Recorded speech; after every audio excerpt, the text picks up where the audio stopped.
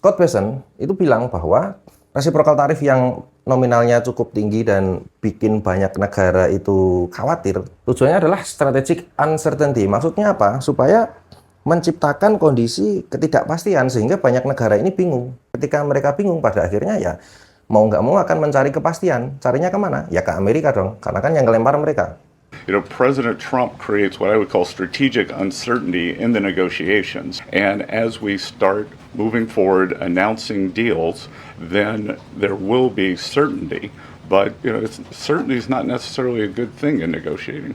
Dalam strategi ini, teman-teman, banyak yang meragukan Scott Bessent. Bilang bahwa dia ini sebetulnya juga nggak tahu secara pasti ini mau dibawa kemana gitu.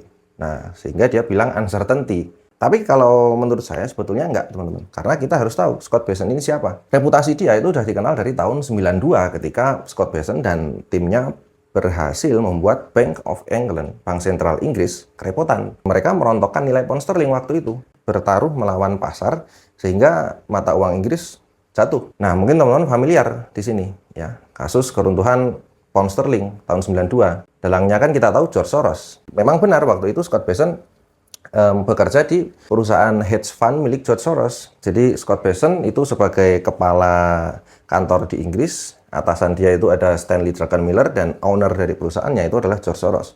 Tapi tentu George Soros bukan orang di balik ini karena dia sendiri juga berseberangan sama Donald Trump. Tapi setidaknya kita bisa tahu Scott Bessent ini nggak sebodoh itu.